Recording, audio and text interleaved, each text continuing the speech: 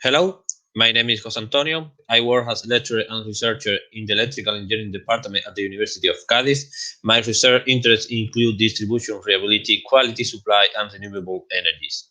In this video, we are briefly going to talk about a so important, currently interesting theme, which is concerning to different countries around the world. The primary energy world consumption and the transition toward a new energy model more committed to the environment by the use of more renewable energy resources. Energy has a crucial role to play in a global development context. The consumption of primary energy is connected with the growth of different countries around the world.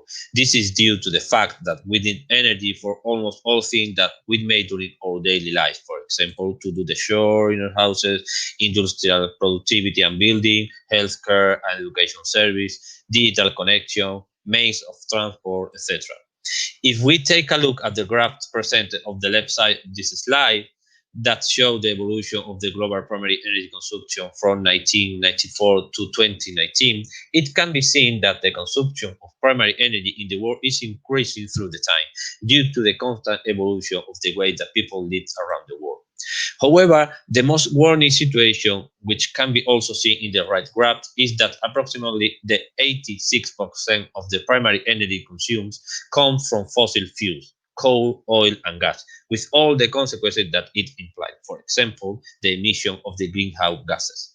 So, if the 86% of the mix of primary energy consumption is supplied by fossil fuels, we can say that the current world is changed to an energy model based mainly on this kind of fuels. Okay, that is a fact, but is this energy model sustainable?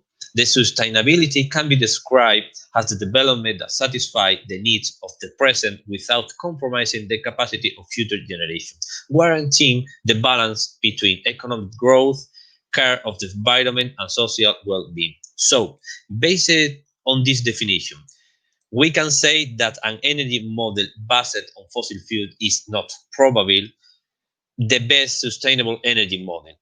With this model, we are contributing to the aggravation of the global warming problem, perpetuating a contaminating energy model, which is thermally and chemically unbalanced due to the lack of efficiency. There are associated government policy disturbance because of the fossil fuel international trade dependence.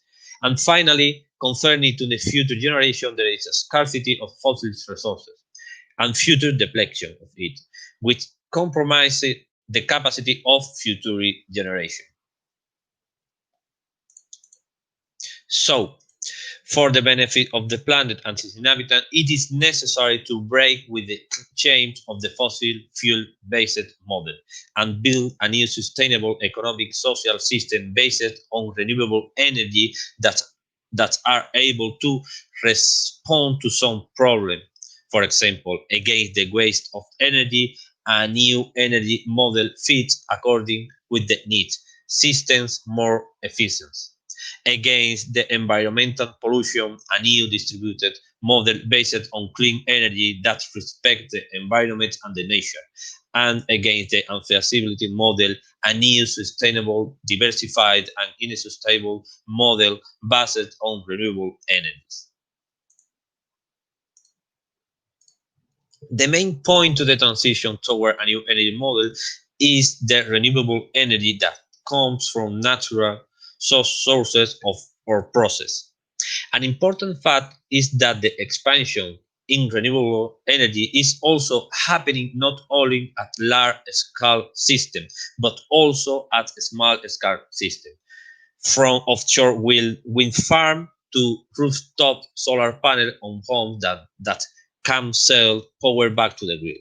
Some of the most common renewable energy technology are found in this present slide, such as hydropower, wind energy, solar photovoltaic energy, solar thermal energy, biomass, and energy crops. However, there are other technologies which are being currently researched, such as geothermal, tidal energy, waves energy, or hydrogen technology. Another important point toward the transition is that electric vehicles have recently been gaining increasing worldwide interest, has a promising potential solution to sustainable personal mobility. However, it is important that the supply of this energy have to come from renewables energy.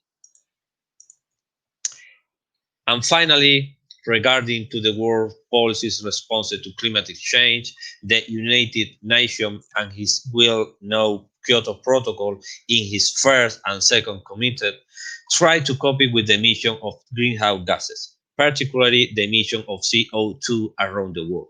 Another well-known United Nations agreement is the Paris Agreement, which central aim is to strengthen the global response to the threat of climate change by keeping a global temperature rise below 2 degrees Celsius above the pre-industrial level in this century.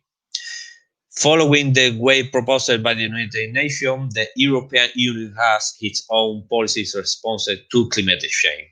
This program is an ambitious one which met the short, medium, and long-term objectives of the European Union in the field of energy. Highlighted the European Union's aim to be climate neutral by the year 2050, which means an economy with net zero greenhouse gas emissions.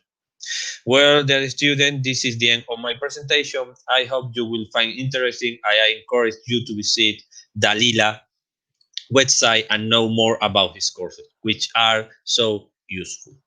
During the courses, we will address also the African situation and look in more detail in all the renewable energy possibility worldwide and apply it to African countries. Really, believe me, it's a great opportunity to improve your knowledge about the importance of energy, climatic change, renewable energy, and why not? It could be a chance to get future employment opportunity.